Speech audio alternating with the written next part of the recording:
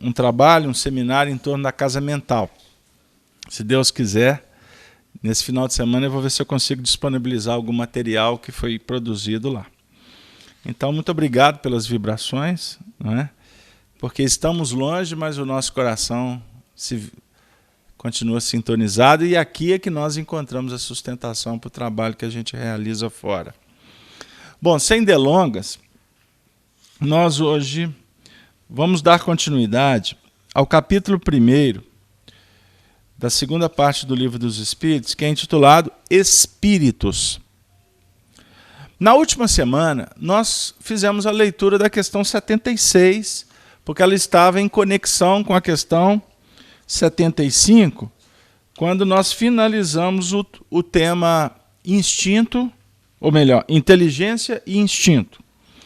Então, hoje nós vamos iniciar com a questão 76, e já vou ler a 77 vamos ler a 76 e 77, isso aí, para a gente já começar nesse território novo, nesse desafio que eu espero que seja importante, que favoreça o nosso crescimento nesse momento.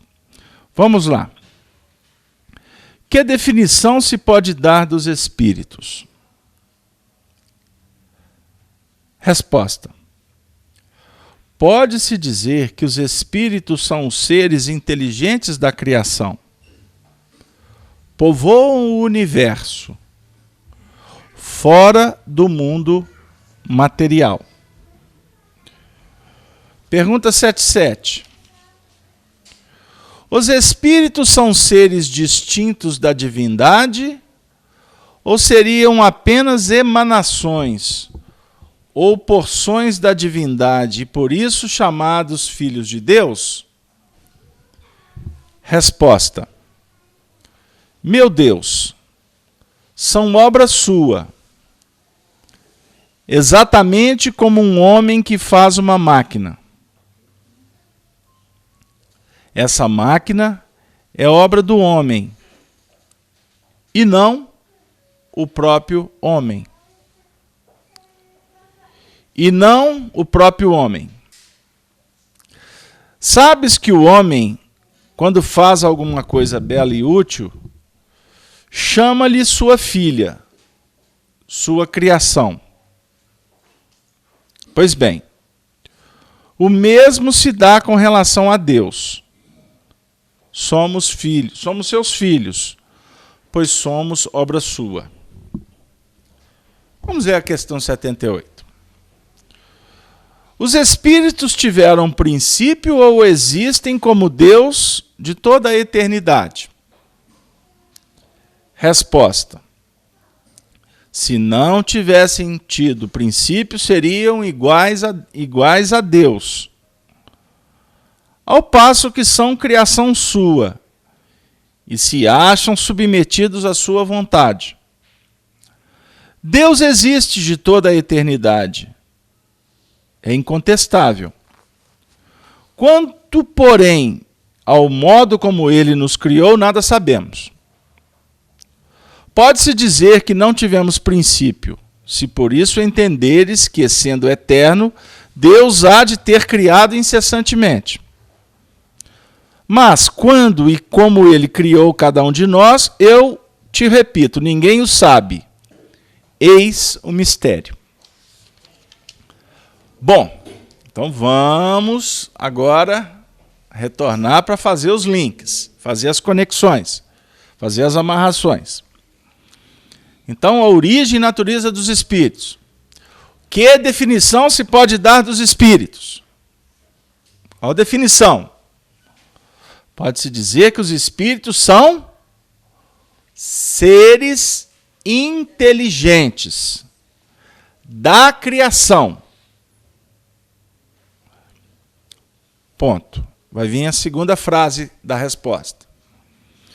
Questão primeira de O Livro dos Espíritos. Que é Deus? Resposta. Inteligência suprema do universo. Questão 23. que é o Espírito? O Espírito com letra minúscula. Princípio inteligente do universo. Agora, damos um salto e vamos cair na questão 76. Agora vai falar de que definição que se pode dar dos espíritos com E maiúsculo. Isso é importante a gente diferenciar. Porque o que é o espírito com letra minúscula, ele está se referindo, a pergunta está tratando do princípio que foi criado por Deus, que vem se desenvolvendo na dinâmica da evolução, que vai chegar na condição, esse princípio inteligente, vai chegar na condição de individualidade, com personalidade, com inteligência, na fase humana ou em humanidade. Nós estamos estudando a evolução bem devagarinho. Lembram quando nós falamos do psiquismo que foi se desenvolver no universo, nos vínculos com a dinâmica do reino mineral? Nós citamos um exemplo como o cristal sem forma, o cristal que se desenvolve e toma forma. Estão lembrados? Isso é só para dar uma ideia muito rudimentar. Aí esse psiquismo, nos tempos, ele vai estagiar posteriormente numa fase mais avançada no reino vegetal. Do reino vegetal, ele vai se desenvolver no reino animal, até chegar na condição de se projetar nos milênios para desenvolver-se e chegar na fase humana atual, por exemplo. E que essa nossa evolução não iniciou no nosso planeta, porque a história do nosso planeta é muito curta para que o nosso psiquismo esteja hoje na condição que ele se encontra. Então, se nós formos citar o Australopithecus, não é? O ancestral mais primitivo, que viveu aqui há 4 milhões de anos, 2,5 milhões de anos, depois do Australopithecus, surgiu o Homo habilis. Aí, posteriormente, aí vamos caminhando, né? O Homo erectus. Aí, posteriormente, o Homo erectus. Nós vamos encontrar o primitivo ancestral, o Homo de Neandertal, 200 mil anos. Olha para vocês verem. E à medida que o processo foi caminhando, os ancestrais lá de trás foram desaparecendo. Então, o homem de Neandertal viveu um período próximo com o Homo sapiens. Olha para vocês verem. A história da humanidade datada em torno de 30 mil anos. O que é 30 mil anos de organização para que nós pudéssemos trabalhar para chegar aqui nessa condição? Não, o tempo é muito curto. Então, nós somos seres que viemos de outros mundos, porque os mundos se intercambiam. Os mais evoluídos auxiliam os menos evoluídos. Essa é a dinâmica. Deu aí?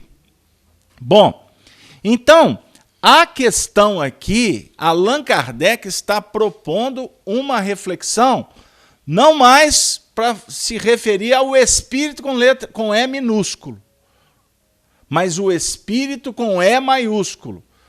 Aí, tanto que no Livro dos Espíritos nós vamos ter uma nota que explica esta questão, essa condição do espírito com E maiúsculo. A palavra espírito é empregada aqui para designar as individualidades dos seres extracorpóreos e não mais o elemento inteligente universal. A frase aqui é didática e auxilia de uma maneira solene. Individualidade dos seres extracorpóreos. Se ele está se referindo a individualidades extracorpóreas, ele está tratando do espírito que está encarnado? Não, ele está falando da individualidade espiritual, que independe se ela está encarnada ou não. Deu aí? Por isso é que quando a gente fala assim, a gente vai falar do espírito, a gente tem uma certa dificuldade, porque quando fala espírito, a gente já logo projeta a reflexão para a entidade espiritual. Mas o correto é dizer, você é espírito, que está hoje, Márcio, né? Marcos, na condição de encarnado, mas continuará sendo espírito quando desencarnado. Então, Kardec utiliza, por exemplo, a terminologia de alma. Quando se refere à alma do indivíduo, ele está dizendo que é um espírito que está encarnado. Isso é só didático. Só para a gente não misturar alho com bugalho. Ok? Então, a questão é extraordinária, porque vai dizer o seguinte, pode-se dizer que os espíritos são seres inteligentes da criação. Então, a inteligência é que já nos coloca numa condição de destaque. Porque os animais... A Dora está até olhando de lado. Ela já está na expectativa que eu faça uma referência ao estudo do Paulo. Mas eu não assisti ao estudo do Paulo. Eu não assisti, então eu não sei o que o Paulo falou, mas o Paulo falou, ele trouxe aqui uma pesquisa doutrinária. E eu tenho certeza que o Paulo falou sobre a alma dos animais. E eu fui indagado porque o Paulo falou que os animais são inteligentes. E eu disse anteriormente que os animais não têm inteligência. Eu falei isso? O que eu falei? Eu falei que não tem? Que ele não tem? Tá. Bom, o Paulo me colocou numa fria. E eu vou ter que... Nós estamos no inverno de Belo Horizonte e tá fazendo frio. Aqui em Minas a gente fala, né? Está fazendo frio de vera. Né? De vera. Pois é, então vamos lá. Bom, eu fiz um estudo aqui anteriormente em torno da casa mental. Eu falei de automatismo, eu falei de reflexo, eu falei de instinto. O instinto, na realidade, ele estabelece uma linha demarcatória para nós do que vem a ser o que está automatizado e do que é reflexionado, do que é trabalhado ao nível da verificação, da racionalidade. Deu aí? Então, o cachorro... Vamos falar do cachorrinho? Aí eu estou lembrando da Mimi. Olha o nome da minha cachorra, é Mimi. Puxa, podia ter um outro nome, né? Mas foram os meninos. E eu que levo a fama, mas tudo bem. A Mimi. A Mimi é uma cachorra que extraordinariamente sensibiliza o coração mais empedernido. Porque ela é muito especial. Só que ela não pensa. Ela não pensa no seu sentido de elaborar. Ela não fica avaliando se eu estou usando jaqueta, se eu estou de short, se eu estou bem-humorado, se eu estou mal-humorado. Ela não fica arquitetando uma forma de conversar comigo, de latir para mim. Não tem nada disso. Ela trabalha em cima do que está automatizado na rotina dela. Ela tem inteligência? Não uma inteligência discursiva. Mas ela tem expressões elementares de inteligência. Ela faz associações e vamos dizer assim, e ela vai estabelecendo dentro de um regime do que é aceitável para ela, do que alimenta a segurança dela ou as dificuldades dela, e assim ela vai se comportando. No frio, ela vai se recolher. Nossa, ela está com frio, ela é sábia. Não, ela não é sábia. O instinto é inteligente. O instinto de preservação, que desde os primórdios do psiquismo em evolução, nas projeções acadêmicas do mineral, aonde é estabelecido a dinâmica da atração, da repulsão, do aquecimento que projeta aproximação intratômica, os processos de congelamento, tudo isso auxilia para que o nosso psiquismo aprenda a ir e vir. Complicou? O nosso psiquismo, ele é convidado para sair dos seus limites e recolher a insignificância. Para ficar assim bem evangélico. Sair do limite e voltar à insignificância. O que eu falo de insignificância? É um movimento cuidadoso. É uma palavra que se ajusta em contraposição à arrogância. Aí eu já misturei o moral no processo. Mas vamos buscar Emmanuel. No livro Pensamento e Vida, Emmanuel fala da mente.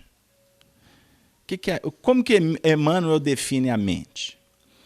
A mente é o campo da consciência desperta em que o conhecimento nos favorece a operar dentro de uma faixa que é determinada, que é possível caminhar. Ou seja, nós trabalhamos dentro de faixas de desenvolvimento. Quando ele fala de mente, campo, o nosso psiquismo ele vai estabelecendo a evolução, e aqui eu vou fazer um paralelo. Aqui eu vou chamar de evolução e aqui eu vou chamar de tempo. O nosso psiquismo trabalha numa dinâmica chamada espiraloide. Como sistemas que trabalham no universo, os planetas, dentro de uma linha gravitacional.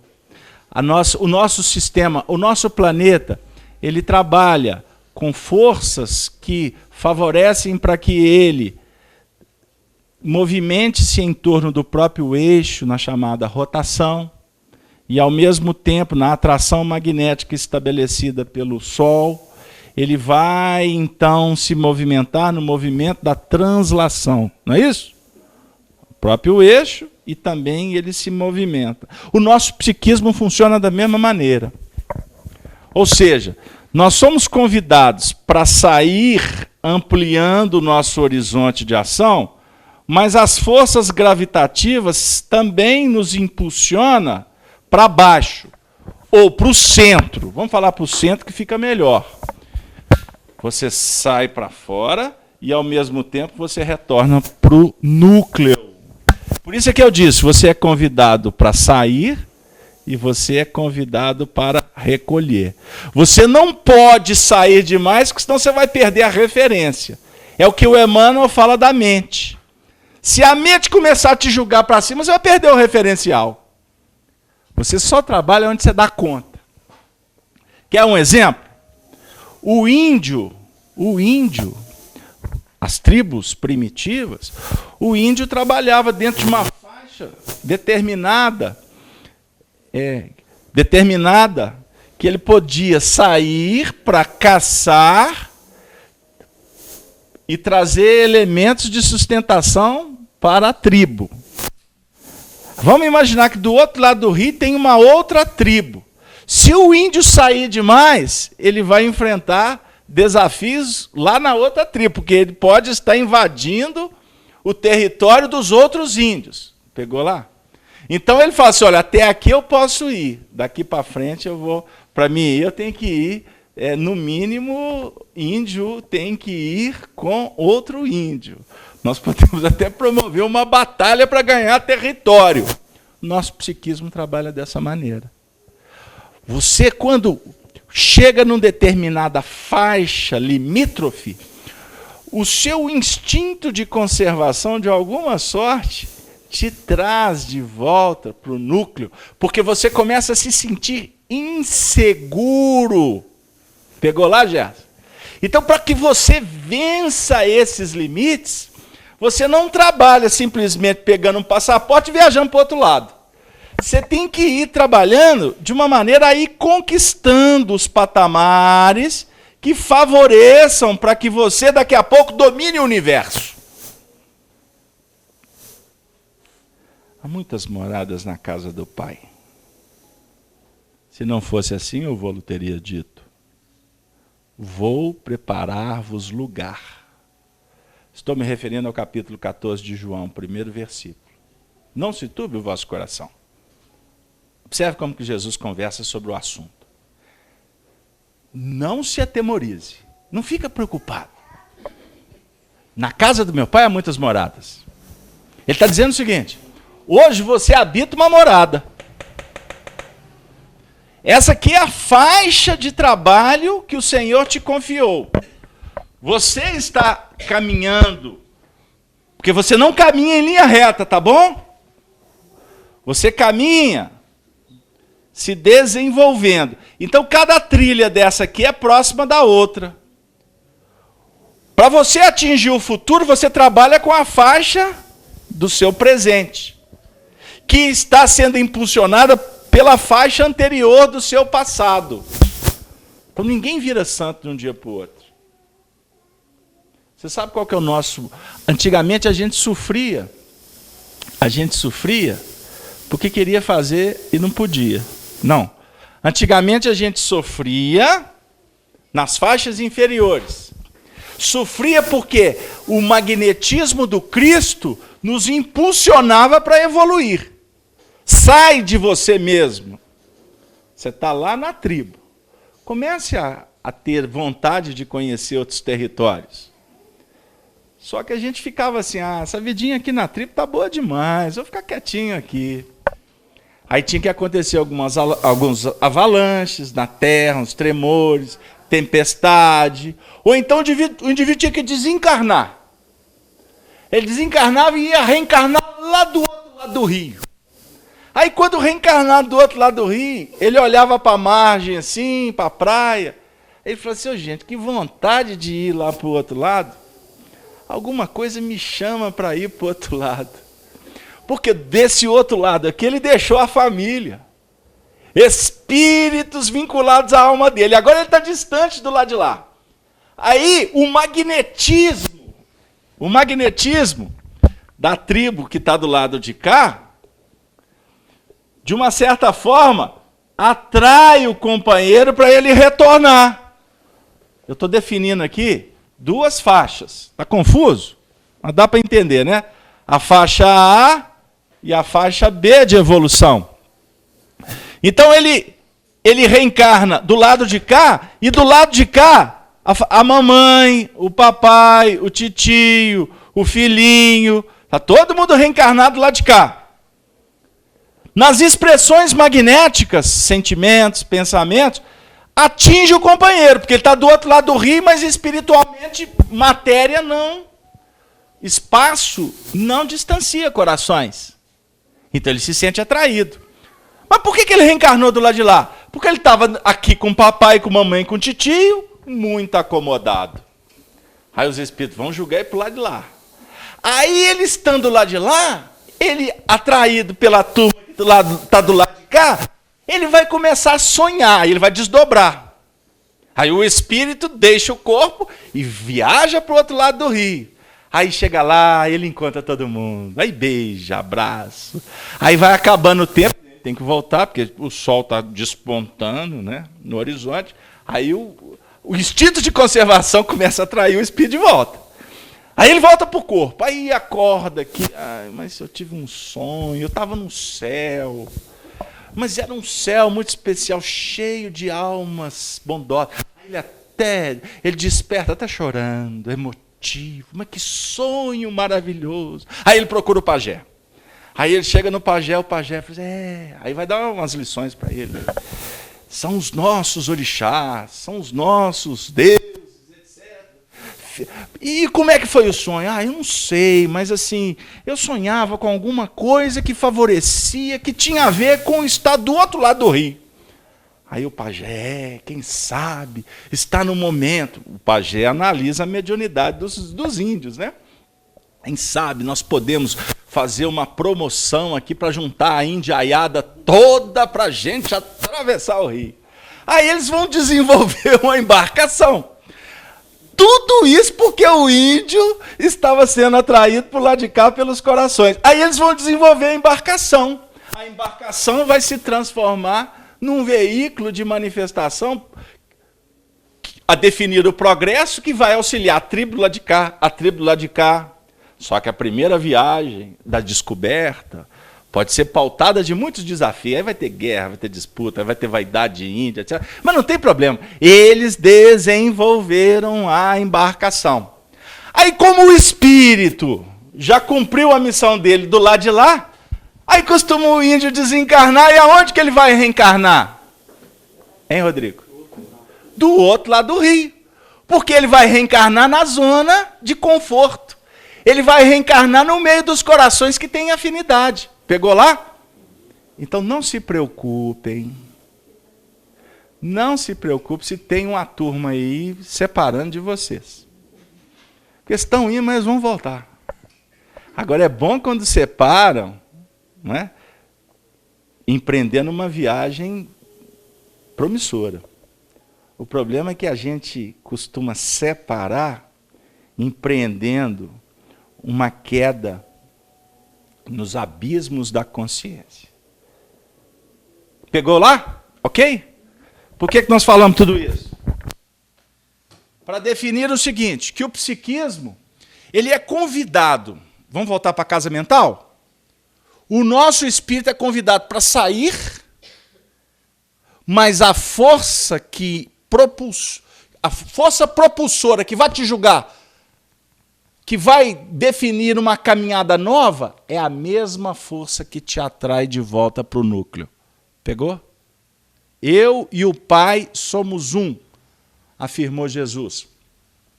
Por que ele disse, eu e o Pai somos um?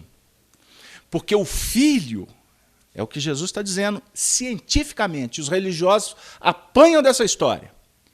O Filho, que assume a condição de filiação divina, ele compreende os mecanismos da vida e trabalha de uma maneira harmônica com a vontade que dimana de Deus.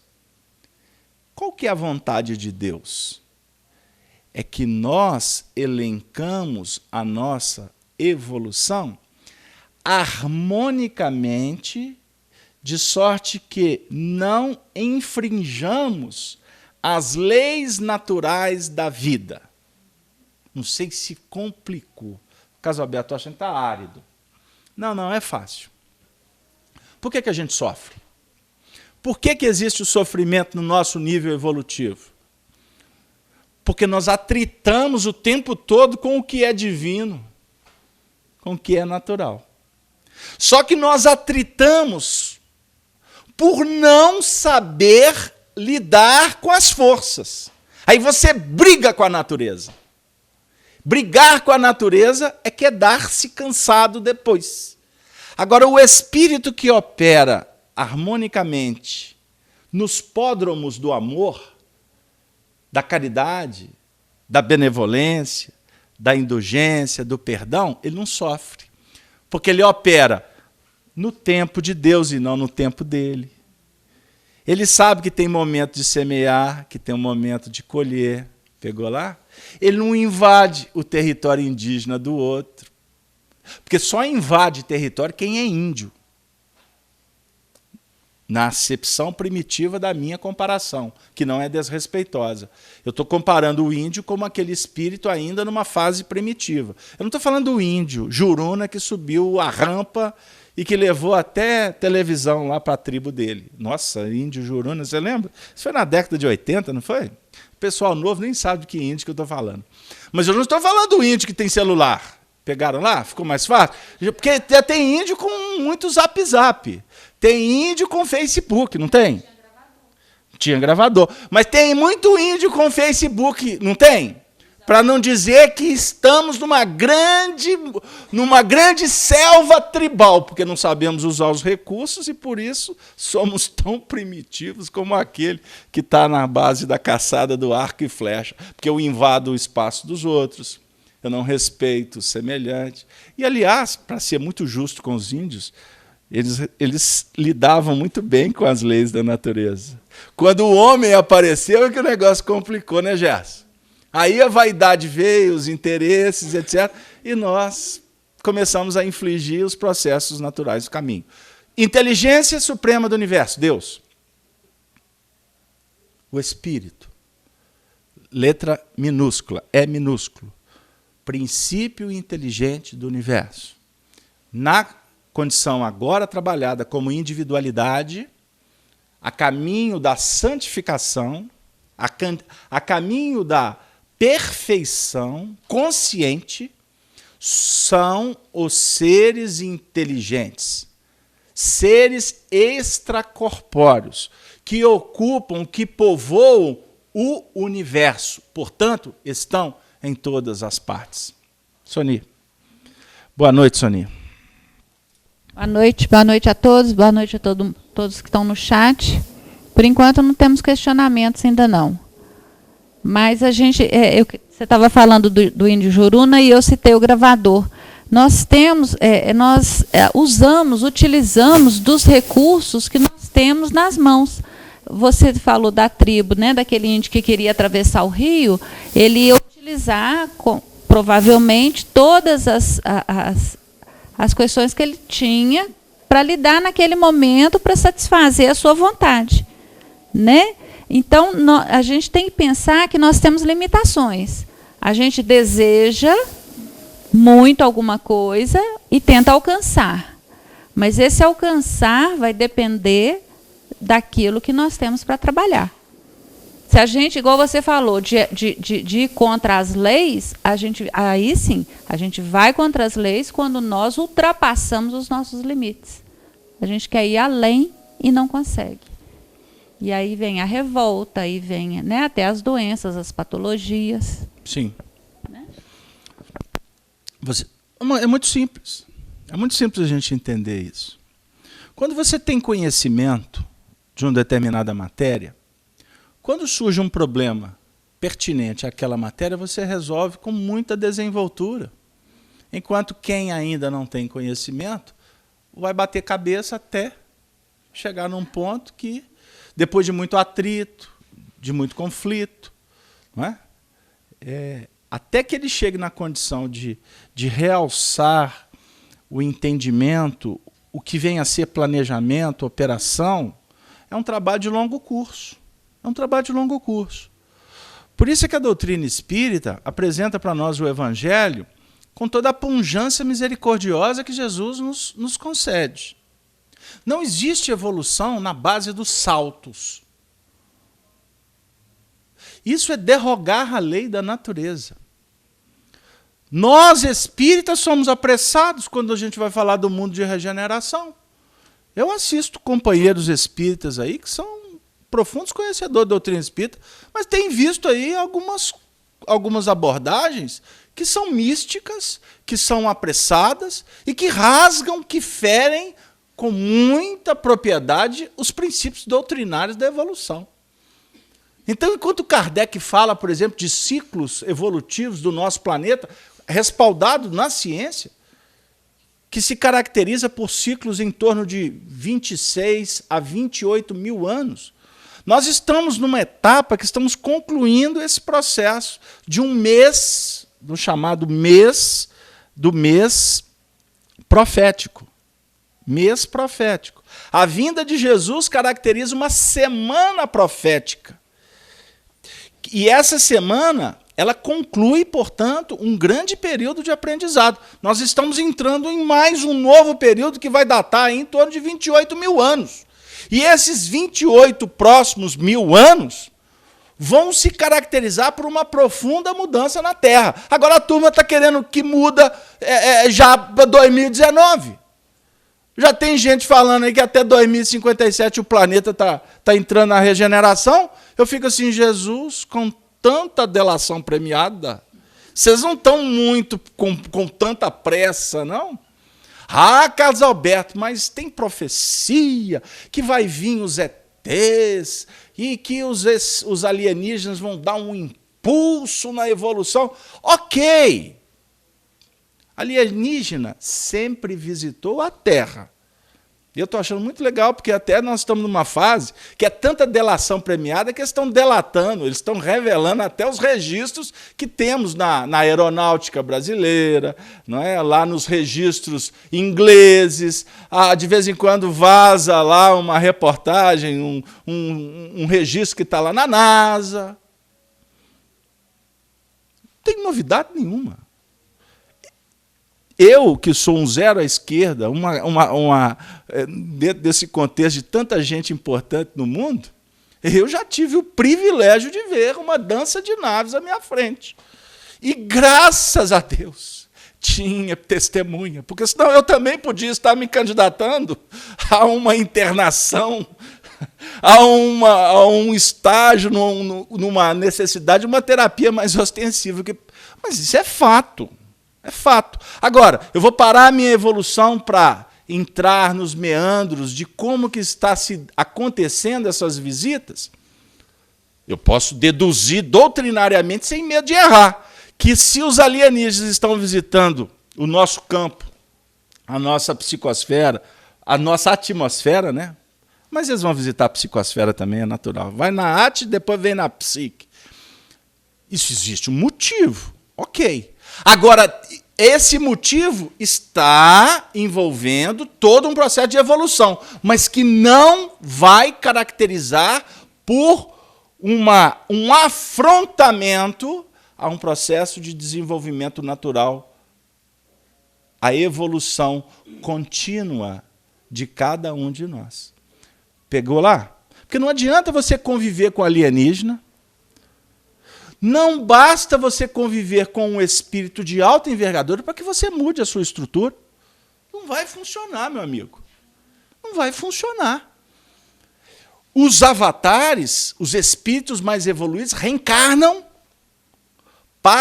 vivem na humanidade. E o nosso Emmanuel fala de uma maneira muito especial que, se a gente for analisar, estudar a história da humanidade, em todos os séculos, Jesus enviou espíritos que estão na vanguarda da evolução planetária, para deixarem exemplos. Porque o exemplo mexe muito com a gente. Mas não basta só mexer, só nos tocar.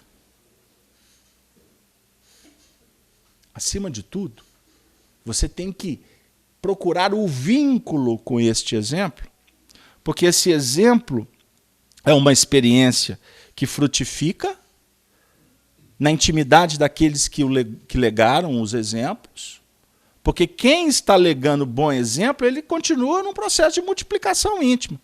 Ele continua na sua dinâmica de aprendizado.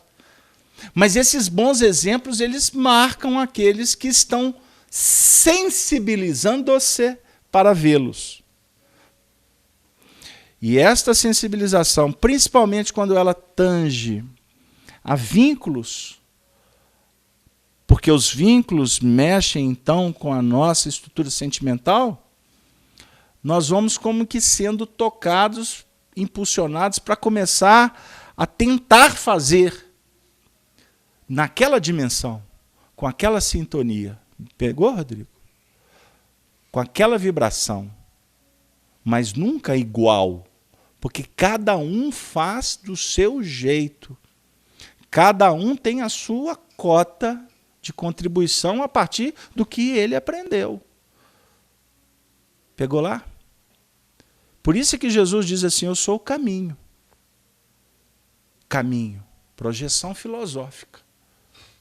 Para nós estamos ainda tentando compreender a primeira vinda de Jesus, Gerson. Primeira vinda de Jesus, seu Murta. Doutrina espírita, para a grande maioria, é apenas uma ilação. Doutrina espírita é conversa para alguns.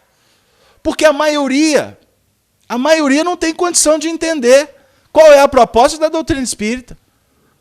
Aí tem espírita falando assim, mas então, o que nós vamos fazer aqui? Não está entendendo.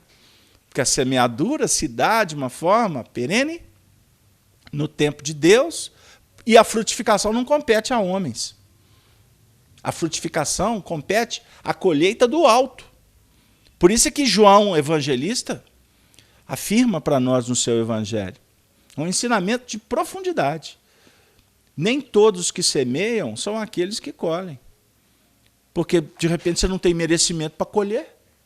E você está querendo colher? Está querendo colher? Observe bem como é que a dinâmica é extraordinária. Você, pais, vamos falar dos pais? Porque eu estou nessa fase, né? Há uns tempinhos atrás eu falava, nós, filhos, mas já passou. Então, nós, pais, qual que é o desafio do pai? Partindo do princípio sublime, Deus te pague. Partindo do princípio sublime que o pai é o educador, certo? E no conceito de evolução espiritual, nós vamos aprendendo que quem está na dinâmica da educação, como instrumento para favorecer a educação, ele é o maior necessitado. Observem bem, que dinâmica extraordinária de Jesus. Não estamos inventando nada. Jesus diz assim, eu vim para servir. Ele não veio para ser servido. Eu vim em nome de Deus, em nome do Pai. Eu não vim em meu nome. Realizar a obra dele. Aí o discípulo reverencia o mestre como o maior de todos. E ele o é. Aí ele diz, não, eu não sou. Quem é Deus. Observe que extraordinário. Ele está dizendo exatamente no seguinte sentido. Quando você sai de você mesmo, você tem que aprender a sair em nome de Deus. Como que você sai de dentro de você mesmo em nome de Deus? Semeando luz. Pegou lá, filho? Quando você sai de dentro de você em nome de você, é treva. Porque nós não temos competência ainda. Quando você sai de dentro de você mesmo, a tendência é invadir espaço. É penetrar onde que não deve. Olha como é que as coisas são interessantes. No trato social, como é que vai? Encontrou com a pessoa lá na rua, né? Fulano, que saudade! Começou a mentira. Pensei em você hoje. Pura falsidade, nem lembrou. Aí quando é médio, quando é espírita, é mediunidade, papo furado. Embora isso possa acontecer. Mas eu estou falando daqueles movimentos de socialização que a gente adota para ficar bem. Agora, como é que eles falam? É politicamente correto. O politicamente correto é um banho de farisaísmo. Porque está complicado o nosso meio, né, Cláudio? Você não pode falar nem o que você pensa, Marcos, senão você é processado. Aí eu fico assim, mas o povo fica falando de democracia, mas você não pode falar, não. Porque senão você está agredindo, você está invadindo. É uma inversão total dos valores. E a gente tem que ficar calado mesmo, porque tem que esperar o povo entender que não é dessa maneira. Agora, nada acontece por acaso, né? Se você não pode falar porque você pode ser processado, menos mal, porque aí o povo aprende a calar. Porque está uma falação danada. Olha o Facebook. Olha o selfie. O selfie é uma falação que é um negócio absurdo. Como assim, casal? Selfie é foto. Pois é, falação. Olha para você ver que bonitinho. Aí eu dou aquele sorriso e pá. Aí eu mando para o mundo inteiro. Isso é falatório, isso é falação. Isso é uma exposição extraordinária. E o povo não sabe o que significa energeticamente essa exposição. Casalberto, não vou vir em reunião mais não, por isso que só está esvaziando. Mas vamos conversar com os espíritos, não tem problema. Mas nós temos que estudar o fenômeno. Nós temos que entender o que é. Para você escolher se você quer ficar mandando selfie para o mundo inteiro. Porque, na realidade, você está querendo apresentar uma necessidade que precisa ser trabalhada na sua intimidade. Não volto mesmo. Tá bom, não tem problema, mas você vai sair daqui pensando. E até diga-se de passagem, lembre-se de uma coisa, quanto mais discreto, melhor. Porque quanto mais expõe, mais você está abrindo a casa para ser invadida, ok? Mais você está convidando mentes para entrar na sua intimidade psíquica. Inclusive porque, como não há competência, habilidade evangélica, quem entra, entra julgando. Quem entra, entra condenando. Porque quem julga, condena. Não é a verdade? Não é a tendência? Você vai trabalhar com seus parâmetros e esses parâmetros serão elementos suficientes para você condenar ou absorver. Quando você absorve? Quando você liberta? É quando está dentro da dinâmica do seu interesse, do seu modus operandi. Quando você condena? Quando não tem a ver com o que você faz, com o que você quer, com o que você gosta. Pegaram lá? Então, como que nós estamos sendo convidados para agir como espíritos vinculados ao Cristo? Sair em nome de Deus, semeando paz, semeando luz, semeando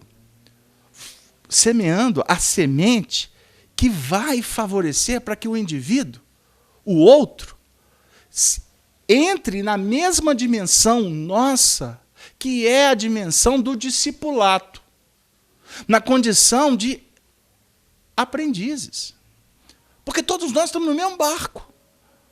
Quem fala que sabe, está assinando um termo que não sabe mesmo.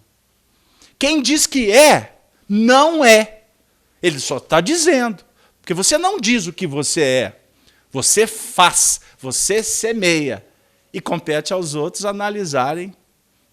Compete aos outros favorecerem, dificultarem. Mas isso também não é competência sua.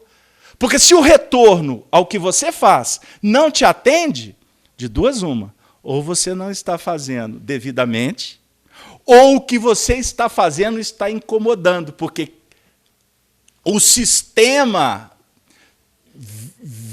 visa se manter na zona do conforto, se manter na posição do menor esforço. Ai, meu Deus, não era nada disso que a gente ia falar, mas aí foi, né? Por isso é que Jesus diz assim, a minha paz vos dou. Tende bom ânimo. Está no capítulo 16 de João. Tende bom ânimo. A minha paz vos dou. Não vou lá dou como o mundo a dá. A paz do mundo é a paz enganosa. A paz do mundo é a paz do politicamente correto. Que aí você não se expõe e fica bem. Pegou lá? Fica tudo bem. Você já viu aquela história de convivência que você não pode falar muito, senão dá problema? Aí quando reúne a família, domingo, macarronata. Aí junta todo mundo. Aí já tem as estratégias. Com fulano você não pode falar isso, com Beltrano você se comporta assim. Aí é um exercício extraordinário, porque fica todo mundo doido para soltar. Mas não pode, tem que conviver, etc. Porque se soltar, vira uma grande confusão. Não é assim? Olha que isso é extraordinário, porque nosso espírito está num processo dinâmico de aprendizado e a convivência, ela favorece para que você estabeleça um regime de semeadura e de colheita. O semear com Jesus é semear o bem. O recolher é recolher aqueles elementos que favoreçam para que você seja melhor. Para que você tenha forças, estímulos suficientes para continuar na grande batalha do aprendizado. Só que é muito complexo. Não é simples. Aliás, se fosse fácil, eu já não estava nem aqui estudando espiritismo, né? É complexo. Porque todo dia você está vivendo numa faixa de aprendizado diferente. O relacionamento conta isso. Todo dia você está numa dinâmica espiritual diferente com a sua esposa, com seu filho, com seu marido, com a sua mãe. Olha, o casal minha mãe tem 48 anos e 7 meses e alguns dias. E tem as horas, porque eu lembro o dia que eu casei com aquele desgraçado. Pois é, eu queria te dizer o seguinte, tem 47 anos que ela me falou aqui agora, não foi? 47 anos foram... Multiplica isso aí nos 47 vezes 365 dias. Cada dia foi um aprendizado diferente. Por mais que seja a mesma pessoa, a mesma casa, o mesmo endereço, etc, etc, etc. Mas a dinâmica é diferente. Porque você tem as suas escolhas e o outro tem as escolhas dele. E nessas escolhas nós vamos trabalhar com sentimento, nós vamos trabalhar com emoção, nós vamos trabalhar com a nossa racionalidade, nós vamos trabalhar com a bagagem espiritual que a gente traz das outras vidas, com as nossas tendências. Então são realizações, são realidades extremamente complexas. Bem-aventurado quem vai até o fim, não é essa a senha? Ô Gerson, passa para mim, por favor, a participação. A nossa companheira Cláudia Abri. A Cláudia está querendo, vai nos ajudar. Cláudia, por favor. Quando você falou no início que a evolução, por que nós sofremos? Porque violamos a lei de Deus de uma forma continuada, né? E vem o sofrimento. E a lei que são as leis, caridade, amor, perdão e tal.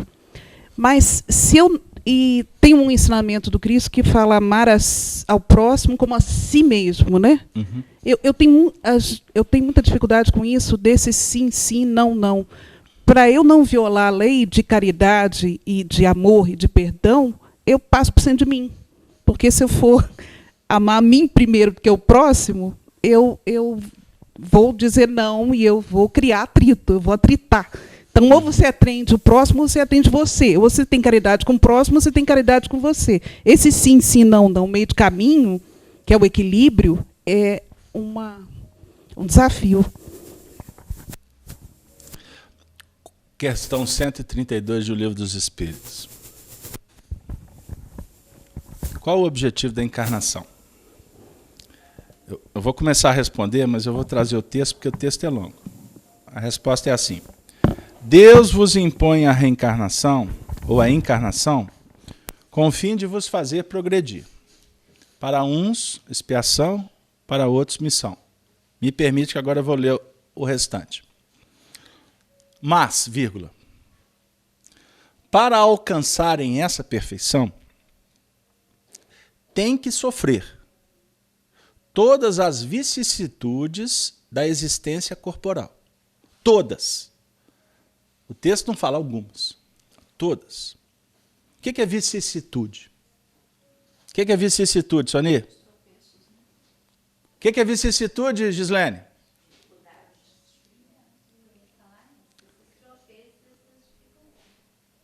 Isso aí? É isso mesmo, gente? Vocês estão de acordo? Então tá. Nisto é que consiste a expiação. A encarnação tem ainda outra finalidade. A de pôr o espírito em condições de cumprir a sua parte na obra da criação. Para executá-la é que em cada mundo, agora vai complicar, em cada mundo íntimo, mundo lá de fora, em cada mundo ele torna um instrumento, ele toma um instrumento em harmonia com a matéria essencial desse mundo. Ele toma, é isso mesmo.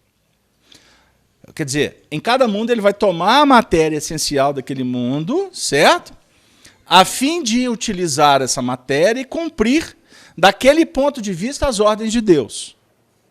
É dessa forma que concorrendo para a obra geral, ele próprio se adianta. Ufa! E eu tenho que trabalhar a questão 77, hein, Dora? E eu não cheguei nela. O Zé Aparecido fica assim, Carlos Alberto, não anda o seu estudo. Eu vou dizer, Zé, muita prece. Porque se não anda, porque eu estou precisando de aprender muito essa lição. Vamos voltar para o quadro? Minha época era quadro negro. Hein, Dora? Lembra? Agora é lousa. A gente vai chegar na condição de ter um holograma aqui. Aí eu vou pensar e vai plasmar as imagens todas. Mas vocês já viram que eu vou estar fazendo o livro dos Espíritos daqui a 8 encarnação para frente. Então vamos pensar o seguinte, eu vou buscar o Piaget, o processo do construtivismo. Mas eu posso chamar também aqui de Babel, a torre. Também eu posso chamar da escada de Jacó. Ok. Lembra que eu falei que a evolução, o psiquismo, ele funciona dentro de uma linha espiraloide? Então existe o nosso psiquismo. Vamos lembrar da força gravitacional? Gravitativa forte, fraca, etc. O nosso psiquismo trabalha com uma dinâmica que ele é impulsionado para buscar e, ao mesmo tempo, ele é impulsionado para recolher. Certo? Vocês têm utilizado máquina de lavar roupa? Ou ainda estamos no tanquinho? Hein? Os dois? Lá em casa os dois. É mais para o tanquinho, mas tudo bem. Então é o seguinte, uma máquina de lavar roupa, ela nos fala um pouquinho de como é que acontece com o nosso psiquismo. No momento em que ela está centrifugando, hein, dona Soni? O que a máquina está fazendo quando ela... O movimento do centrifugar? No cantinho? Mas o prato é redondo, não tem canto. Então tem a força centrifuga. Ok? Joga para lá. Joga para fora. Centrifugar. Lembra da fuga? Isso é para fixar. Mas antes dela fazer a centrifugação, que é o secar a roupa, qual é o movimento que a máquina faz? É o contrário. Ela trabalha com a força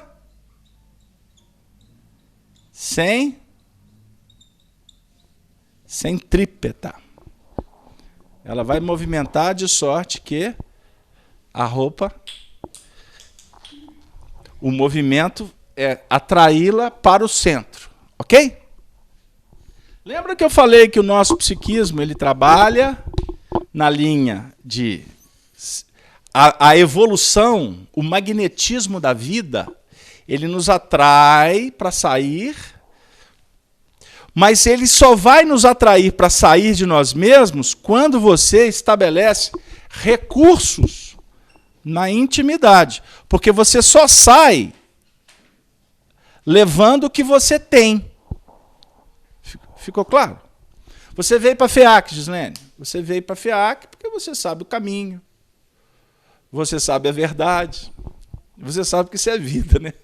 Brinquei. Deu? Você aprendeu o caminho. Como que você aprendeu o caminho? Alguém te disse que tem um caminho. Se falar para... Eu estava no Rio de Janeiro semana passada. Aí teve um momento lá que eles estavam me levando lá para Tijuca. Aí eu falei, vou conhecer a Tijuca. Aí eu já estamos na Tijuca. Mas o centro é onde? É na Tijuca. E o carro rodou, mas rodou. O negócio não, a Tijuca não acaba. Não, isso tudo aqui é Tijuca. Aí eu brinquei com o pessoal lá e falei assim, se parar o carro, vocês pedirem para mim ir ali comprar alguma coisa, e eu voltar, o carro não estiver aqui, eu estou tijucado. Porque, para onde que eu vou? Eu não sei se eu vou para o norte, para o sul, eu não sei onde que é o norte e o sul, era de noite. Não, Carlos Alberto, é só você fazer isso que você chega. Eu falei assim, meu amigo, complicou tudo. O caminho, quando ele é conhecido, você fala desse caminho com uma desenvoltura que é extraordinária. Mas para o outro, por mais que você está delineando um caminho para o outro não conhece o caminho. Então, para o outro, o caminho é apenas uma filosofia. Ele é apenas um esboço. Agora, a partir do momento em que você sai de casa, você aprendeu, você descobriu que ali é norte, sul, leste, oeste, que alguém que conhece o caminho vem, te pega, te leva, você está recolhendo elementos. Vai chegar um tempo que você vai percorrer esse caminho automatizado, porque você aprendeu, você foi uma vez, você foi duas, você automatizou. Você não precisa de refletir, de pensar demais, porque você vai direto, sem pensar, em tese. Ficou claro? Qual que é o papel de Jesus na nossa evolução espiritual? Ele veio para nos acolher. Ele nos acolheu e abriu uma porta para a gente reencarnar. Como que ele veio? Foi ele que fundou esse planeta. Foi ele que constituiu esse planeta junto com uma pleiade de espíritos. E nós viemos com muitas experiências. Só que ele disse assim, a partir de agora vocês vão viver uma nova experiência com uma nova proposta. E essa nova proposta vai inspirar cada um de vocês a viver o meu evangelho. Que, na realidade, o meu evangelho é uma proposta que nos convida para harmonizar com as leis da vida. Quais são as leis da vida? Ou melhor, qual é a lei da vida? Vou falar no singular, que é uma lei só. Amor. Amor. Ufa, hoje está complicado, hein? Questão 77, 78. Aonde está escrita a lei de Deus? Você sabe qual que é essa pergunta, Rodrigo? Rodrigo.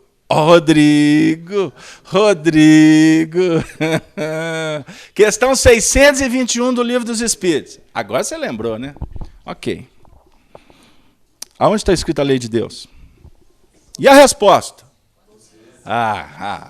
Tira e queda. Todo mundo responde, porque todo expositor espírita fala dessa lei.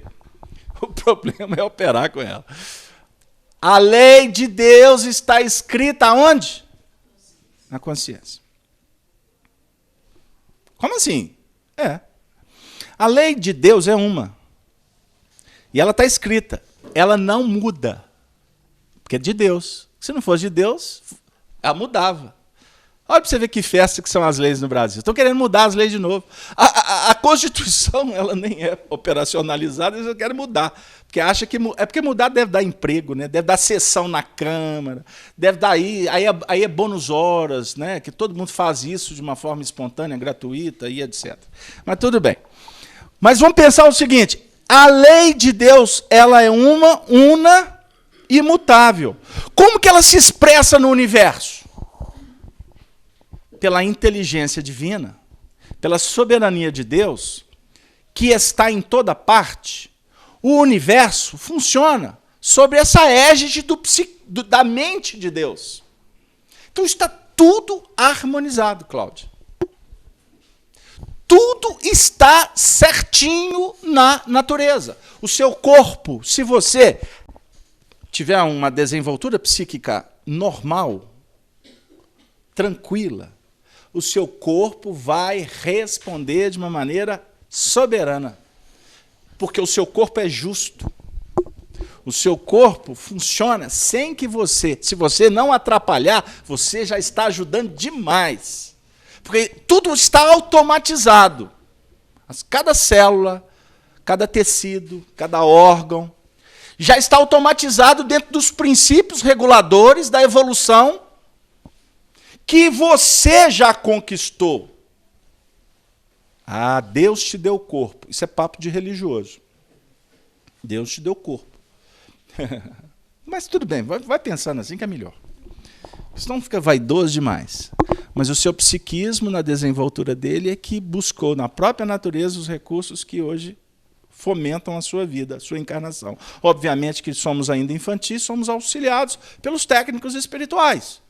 Então, para você ter uma ideia, uma encarnação, até os 7 anos, o espírito reencarnado, ou reencarnante, ele está sob a tutela psíquica de um mentor espiritual de alta capacidade, porque ele não tem autonomia para produzir hemácia sozinho. Não se preocupe, vocês vão aprender isso. Aí, depois dos 7 anos, aí o espírito, agora pode ir, agora vai que eu estou te vendo. Pegou lá? Aí o seguinte, Cláudio, essa pergunta sua desviou completamente meus objetivos. Mas olha lá, a Cláudia está em sintonia com o pessoal de lá. Então, quem que está errado nessa história sou eu. Não, Soninha, não atrapalha não. Estou brincando. É porque eu estou dizendo o seguinte, que eu falei, nós falamos para a Cláudia, que não existe nada errado na evolução. Porque esse painel de evolução aqui, isso aqui é uma escada. Vamos falar que isso aqui eu vou chamar de uma posição ou de um ciclo evolutivo que eu estou vivendo agora. Amanhã eu vou entrar em outra faixa de evolução, certo? Então eu tenho aqui um ciclo que é uma encarnação. Eu tenho um segundo ciclo que vai ser uma outra encarnação. E eu vou dar um número para ele, que é o número 7. O número 7 representa a evolução cíclica. Por isso é que nós temos a semana de 7 dias. Então, quando eu falei do mês, um mês são 4 semanas. Então, cada processo evolutivo nosso, ele tem um ciclo maior, que é o mês, e existe, dentro desse ciclo, 4 ciclos menores, que são as etapas evolutivas, que eu vou aqui rapidamente simbolizar dizendo que tem o nascimento, né? Que tem o nascimento, que tem o crescimento, tá? O nascimento, o crescimento, a maturação e a morte. O ideal é que eu falasse o nascimento, o crescimento, a maturidade, o decréscimo e a morte. Então eu vou trabalhar aqui com 5 etapas, para vocês entenderem. Tudo que nasce morre na evolução. Tudo. Só que não é morte. Para finalizar, não é morte que vai atuar no psiquismo, no espírito. Um companheiro mandou uma pergunta para a nossa amiga Cláudia, da Rádio Brasil Espírita, que está transmitindo ao vivo agora, pessoal nosso lá de Alagoas. O companheiro perguntou assim, é uma pergunta inteligentíssima. Aqui vocês falam que quando alguém morre, na realidade não morre, desencarna. Vocês estão falando de evolução, que tem evolução do animal, que tem evolução das plantas. Então, quando o animal morre, ele desencarna. E quando a planta morre, o que acontece com ela? Aí eu brinquei com a Cláudia. Eu falei assim, olha, ela desenfolha, ela desenraiza, ela desfrutifica, seja o termo que for.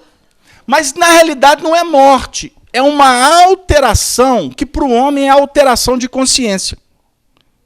Quando você encarna, você vai ter uma alteração brusca da sua consciência, porque você vai mergulhar num corpo de carne que esse corpo vai embotar, por exemplo, a sua desenvoltura psíquica. O que eu quero dizer? Que quando você está na condição de espírito, o seu raciocínio é muito mais amplo, a sua percepção é muito mais capacitada. Pegou lá? O que explica, por exemplo, quando você não consegue resolver algumas questões, que quando você dorme, engraçado, aí eu acordei e a resposta já estava na mão. É porque você foi para o plano espiritual, refletiu lá, como a sua desenvoltura lá é mais ampla, quando você voltou para o corpo, a solução já estava na mão. Aí você fala assim, um espírito. Aí vai os místicos, né? Aí entra a mão de Deus, e aí Jesus tem poder, e nada mais é do que uma desenvoltura do psiquismo. Então, quando você reencarna, você tem um estado de alteração consciencial. Você vai viver uma nova realidade. Vai começar tudo de novo. E esse ciclo, que eu vou chamar da encarnação dos 7 anos, ou da semana, ele vai nascer, crescer, atingir o ápice. Aí ele vai entrar no processo da decrepitude. O falecimento que ele é gradativo até a morte. Então, toda vez que o Evangelho fala de morte, ele não está falando de morte na sua concepção de desencarnação. Porque o Evangelho não trata os assuntos de ordem física, natural, que compete à ciência do Espírito na Terra em entender. O Evangelho trata da ciência moral, é diferente. Mas que funciona que nemzinho. No interior a gente fala assim, né? Que nemzinho. Que nem. Coisa de mineiro. Mineiro corta as palavras no meio, é tudo preguiçoso. Porque a gente toma onça. Olha para você ver, toma onça.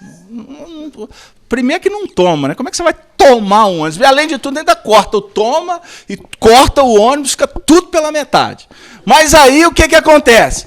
Nós, nessa desenvoltura mental, o procedimento do crescimento é idêntico. Existe uma correspondência com a nossa evolução terrena. Então você está convidada para ir trabalhar. Aí você levanta de manhã, vai se preparar, você vai sair de casa, vai lá para a repartição. Ok. Você sabe mais ou menos as tarefas que você tem que realizar. Ok? Só que você se prepara, porque ao lidar com a tarefa, você vai ter que viver o imediato, você vai trabalhar com o inusitado, porque você vai ter que trabalhar com as surpresas, não é? Porque você estará sendo convidada a trabalhar numa adequação a uma circunstância nova, que é futura, que vai se tornar presente, e quando o desafio chegar para que você escolha, aí vai entrar exatamente essa dinâmica dessas forças do psiquismo, que você vai buscar dentro o que você tem e colocar para fora. E quando você coloca para fora, seja pela atitude, pela palavra, pela ação, você vai encontrar uma força correspondente, no sentido contrário, que vai dizer para você que a sua atitude, que a sua palavra, que a sua ação traz responsabilidades. Ela tem efeito. E esse efeito vai bater na intimidade de cada coração que você vai conviver e vai ser devolvido para você de uma forma diferente. Porque cada coração é diferente. Cada coração está vibrando em faixas diferentes. Tá complicado, gente? O negócio não tá fácil aqui pro meu lado, não. Mas eu quero dizer que você fez uma pergunta. Como é que eu vou lidar com a minha necessidade e com a necessidade do outro? Aí você citou a síntese dos ensinamentos cósmicos do amor, legados por Jesus, quando disse: as leis e os profetas se resumem no mandamento: amar a Deus sobre todas as coisas e ao próximo como a ti mesmo. Primeira coisa, só esse ensinamento é para muitas encarnações a gente estudar, só esse versículo. Mas eu vou dizer o seguinte: primeira coisa, que isso é didático e importante. Jesus, como mestre, pedagogo, embora para a grande maioria ele é um santo, ele é aquele que vai resolver. Não, ele é mestre. E o mestre, a proposta é ensinar. Ensinar caminhos para que o discípulo percorra e cresça, e que se liberte do mestre. Não no sentido de se libertar e ficar com autonomia plena, mas que esteja na mesma galeria, na mesma condição, na mesma sintonia de mestre. E sendo mestre, nós vamos organizando um projeto que vamos estar o tempo todo agregando novos mestres e aumentando a quantidade de professores, nós vamos capacitando novos alunos para estabelecer um momento novo nesse grande educandário da vida. Pegou lá? Lembrando que o mestre, o professor, jamais se dá por satisfeito, porque ele também é aprendiz. Complicou. Porque ele tem um mestre maior. Ele, para você, é mestre. Mas ele está numa escola que ele está aprendendo com o outro. Pegou lá? Por isso é que o amor, por isso é que ele diz: vós me chamais mestre e Senhor. Mestre e Senhor. Capítulo 13 do Evangelho de João, no versículo 13. Por que ele fala mestre e Senhor? Porque a palavra Senhor, rapidamente, ela apresenta a autoridade. E ele não é um mestre qualquer. Ele é um mestre que é reconhecido pela sua condição. E como a lição que ele apresenta é a expressão do amor divino, ele tem autoridade nessa lição. Por quê? Ele vive a lição. Ele não é apenas um repetidor como os religiosos somos, que pegamos um texto e interpretamos. Somos meros intérpretes. Graças a Deus, auxiliados pelos Espíritos que são mestres, numa condição mais graduada do que a nossa. Pegou lá? Então o processo vai se dando numa cadeia, até atingir os níveis mais primitivos. Amai a Deus sobre todas as coisas. Por que ele deixou o a ti mesmo por último? Se ele invertesse a frase, ele não seria mestre. Você podia rasgar o evangelho inteiro. Por isso que o evangelho é coerência pura. Evangelho e doutrina espírita não tem uma dissonância. Não tem uma incongruência. Aonde que você citar evangelho, a gente põe doutrina espírita. Aonde que eu ponho doutrina espírita, a gente busca evangelho. Por quê? A doutrina espírita é a chave para explicar o evangelho. Esse é o papel do espiritismo, viu, gente?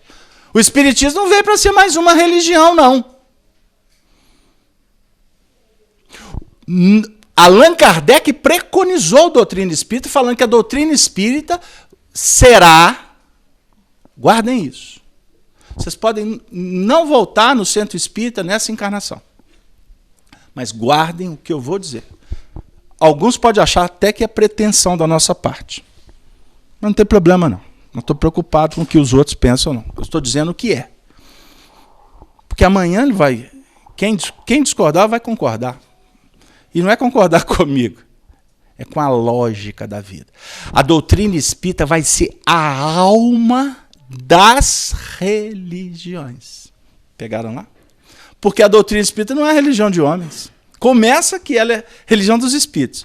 Não está sobre a égide de homens, que são contraditórios. Emmanuel fala que a doutrina espírita é a doutrina dos mundos. Então não é da Terra. Se não é só da Terra, opa, então o negócio só vai criando um movimento que amplia. Lembram que nós lemos a questão 76? O comentário que os espíritos, com E maiúsculo, são seres extracorpóreos que habitam o universo, estão em todas as partes. Então nós estamos estudando a obra de Deus. E a obra de Deus não está circunscrita à Terra. Espíritos existem em todas as partes. Deu aí? Cláudia, o que você me arrumou? Mas então nós temos que amar a Deus. Está terminando, viu, gente? Então vamos falar que, se eu falei de ciclos menores, vamos falar de um ciclo abrangente, que é o universo, que é a verdade, que é a vida. Então a lei que equilibra o universo é uma lei orgânica, não é uma lei física, como o magnetismo é, no seu sentido das suas expressões, como a eletricidade. É uma lei orgânica. Porque o que sustenta o universo é uma lei que é complicado eu usar uma terminologia física, humana, material, científica, porque eu vou limitar. Mas eu vou, só para dar uma ideia, o pensamento de Deus é uma energia eletromagnética. Aí é que eu não podia ter falado. Mas eu vou falar, porque o seu pensamento é energia eletromagnética. O seu pensamento, ele tem, portanto, força, direção, gênero. O pensamento de Deus, ele, se eu posso expressar como gênero, que aí vai limitar de novo, porque tudo que a gente falar de Deus, a gente limita. Mas o que estrutura o universo é amor. Vamos falar assim? A lei que estrutura o universo é amor. Todas as leis, como o magnetismo, a eletricidade, a nuclear forte, nuclear fraca, etc., são manifestações desse amor. Pegaram lá? Então, a planta que está em busca da luz, da energia, que está em busca da água, que produz oxigênio e as suas metabolizações, a fotossíntese, ela está num plano devocional. ela está numa dinâmica de Deus. Deus está assim para a planta, igual ele fala para você, através de Jesus. Vinde a mim, plantinha. E graças a Deus, Bungaville tá que estica. Vinde a mim. Olha que maravilha a dama da noite. Jesus, olha o cheiro. E tem gente que tem alergia. Aí eles ficam assim, tira a planta. Eu falei, mas é tão gostoso. Aí eu tira, deixa. Aí eu finjo que eu nem ouvi. Deixa ela crescer para lá. Porque Deus está falando para ela crescer. Se eu for lá e desenfolhar a dama da noite, vocês imaginaram que karma com essa dama? Essa dama depois vai vir a minha sogra, minha filha. Vou namorar com ela e ela vai virar as costas para mim, eu vou correr atrás dela. Mas ontem eu decepei. Aí hoje, nessa dinâmica aqui, do pensamento divino, o pensamento divino me impulsiona. Força para ele, centrífuga. Ai, ai, ai. Não sei se vocês vão pegar. O universo é uma máquina de lavar roupa. O pensamento de Deus está nos atraindo, então a força dele nesse momento é centrífuga, centrípeta, ok? Quando ele está trabalhando com a força centrípeta lá, ele está impulsionando para que eu me reconheça como espírito. Mas ao mesmo tempo eu tenho que trabalhar com a força centrífuga, porque ele está me dando e eu tenho que devolver. Cacilda, eu não vim de mim mesmo. Mas eu vim daquele que me enviou. Pegaram lá? Ele diz assim, ô Sandra, que maravilha, Sandra. Para você, Sandra, ficar feliz, você tem que sair de você mesmo dizendo, Senhor, muito obrigado por tudo. E como que você agradece a Deus? Ficando de joelho, acendendo vela. Isso é mecanismos de fora. Com todo respeito a quem adota. Porque nós estamos fazendo estudos do Evangelho para o mundo inteiro. Muçulmano, budista, espírita, católico, protestante. Esses vídeos varam a madrugada. Eles invadem, eles percorrem numa velocidade, numa dinâmica extraordinária. Então nós trabalhamos aqui numa linha crística, porque o nosso trabalho, a ideia dele é de ser universalista. Quem se interessa, quem bate na porta da doutrina espírita, por exemplo, e assiste um vídeo desse, com a nossa incompetência, com a nossa fragilidade, com o nosso acanhamento, se ele bateu nesse vídeo, é porque tem uma força que disse assim, vá, meu filho. Pegou? A força manifestando lá de lá? E ele está respondendo. E quando ele sai dentro dele mesmo, ele vai lidar com essa mesma força. Ele vai projetar e ele vai trazer. Então, Cláudia, você fez uma pergunta e eu não vou responder. Mas a vida vai nos mostrando em cada instante que amar a Deus é se projetar nessa linha harmônica da vida. Busca o belo. Favoreça o bem-estar da alma, não do corpo. Favoreça, induza a felicidade, a esperança. São coisas simples. Não tem 9 horas. Não tem que fazer curso. Seja solidário. A vida te devolve. Quem é amigo, quem granjeia amigo, granjeia porque foi solidário, porque foi benevolente, que foi indulgente, que esteve junto na hora complicada, que não julgou, que trabalha dentro de uma linha respeitosa. Hoje eu conversava com um espírito que me perguntou assim, mas o que você acha do modismo que vai ganhando corpo cada vez mais, das pessoas usarem palavras tão... O dicionário é um dicionário português tão rico, e está sendo substituído por tanta treva, por tantas palavras chulas. Por que falar palavras que têm a ver com que se vinculam com a arte da sensualidade, com a arte do desrespeito, hoje está ganhando tanto espaço? Aí eu disse para ele, meu amigo, é porque nós estamos nos desconectando dos princípios que definem um bem-estar íntimo. Nós estamos vinculando com o bem-estar social, midiático, que é um fenômeno que ele encanta durante um tempo, mas depois ele passa, porque ele tem um prazo de validade. Qual jovem, vamos falar, nós que já fomos jovens há muito tempo, qual jovem que não gosta de trabalhar dentro de uma linha de modismo? Aí, se a moda é falar palavrão, vou falar palavrão. Aí o jovem, dentro desse movimento de tanta libertinagem, de tantas informações, então o jovem, por exemplo, agora está na moda.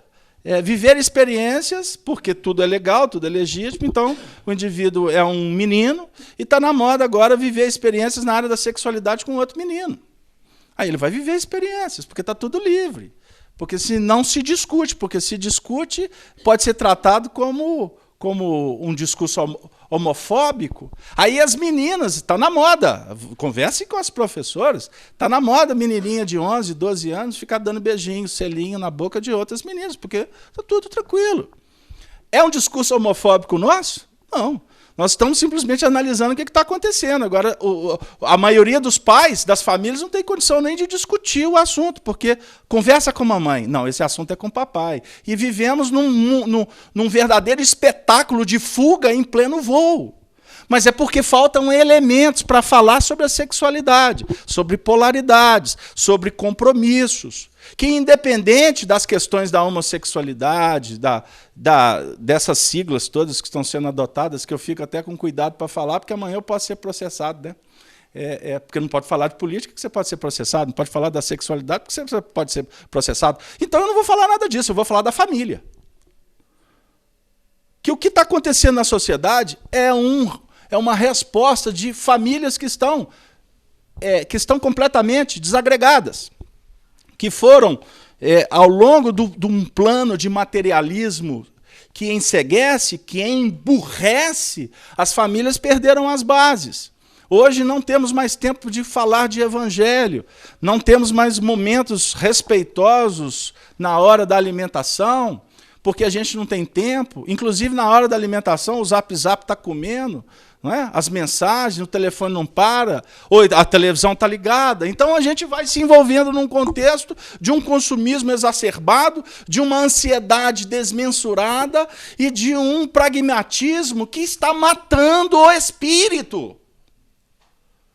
E nós não temos elementos para conversar sobre bases lúcidas, inclusive se eu falei sobre a sexualidade, sobre política, sobre economia e etc, etc, na realidade a gente quer falar sobre efeitos morais diante das escolhas que nós, como espíritos imortais, estamos implementando. Então, Cláudia, amar a Deus sobre todas as coisas é muito mais amplo do que a gente possa imaginar. Porque aí Jesus disse, e amai ao próximo como a ti mesmo. Então, rapidamente, eu poderia falar dessa trilogia, dessa base, como pontos para a gente sair daqui e talvez inaugurar um período de profundas reflexões. Jesus está falando o tempo todo, ama a Deus, ama ao próximo, ama a ti mesmo. Então, ele está falando da lei do amor. Por que estamos sofrendo? Por que a sociedade se sente em decadência? Porque não estamos amando. Não estamos amando. Então ama. E o que é amor? Fazer luz. E amar é dar. Amar não é receber. No dia que a gente entender que o amor não tem expectativa em receber, aí a gente vai estar entendendo o que é, por exemplo, como se expressa um amor de mãe. O amor de mãe fala um pouquinho do amor de Deus. As mães, que a sociedade está carente delas. A sociedade precisa de mães. Precisa de pais, precisam de filhos. Mas para a gente reconstruir a família, nós precisamos da mama. Da mama que possa ter as suas desenvolturas na sociedade, mas que ela não abra mão da missão sagrada de dar a vida. E quando eu falo dar a vida, não se circunscreve à reprodução física. Eu falo dar a vida em todos os sentidos. Porque os homens ainda continuamos embrutecidos, interesseiros, egoístas. Nós estamos despertando. Tomara a Deus que as mães assumam de novo esse papel. Porque para que haja a regeneração do orbe, a espiritualidade está investindo de uma forma muito sutil, porque esses discursos não são claros. Eles são bem sutilizados, porque senão tem agressão. Porque senão a gente está invadindo a privacidade dos espíritos. Pegaram lá? Então, no dia que a mamãe e o papai, gostaram? Você está achando que você ia ficar livre? Assumirmos o papel de educadores, que vamos utilizar não uma metodologia arcaica, porque temos que adequar, temos que viver novos tempos. Mas na adequação dos novos tempos, nada nesse mundo substitui o valor legítimo da igualdade, da liberdade e da fraternidade. Eis a essência do Evangelho. Nada substitui o que é divino, o que é harmônico, o que é nobre, o que é educação, o que é carinho, o que é ternura, o que é romantismo. Nada nesse mundo materialista substitui. Ou vai te premiar com um olhar de agradecimento, com o beijo de ternura, com o afago que alimenta, sim, as relações. Relação é para ser sustentada. Relação é como uma planta para ser regada todo dia. Relação é projeto. Família é projeto. Se nós estamos em meio a um trabalho, sofrendo a duras penas, porque o barco está se desviando, lembremos, para finalizar, que quando um quer, quando um tem fé, tudo é possível. Não cobre do outro. Faça a sua parte. Dê a vida, para que a vida te retribua com as flores da misericórdia e com as bênçãos da excelsa paz. Que Jesus, nosso Rabi, nosso amigo, nosso querido irmão de todas as horas, nos ajude. Mas que possamos também, Senhor, nos entregar confiantes e agirmos conforme Tu nos ensinastes, amando-nos uns aos outros. Que a paz seja o prêmio. E que seja um prêmio agora, não amanhã. Porque quem sabe faz a hora. E que Deus nos dê um bom final de semana, uma boa semana. Até a próxima oportunidade. Muito obrigado, Soni. Muito obrigado aos amigos do chat. Muita paz para todos.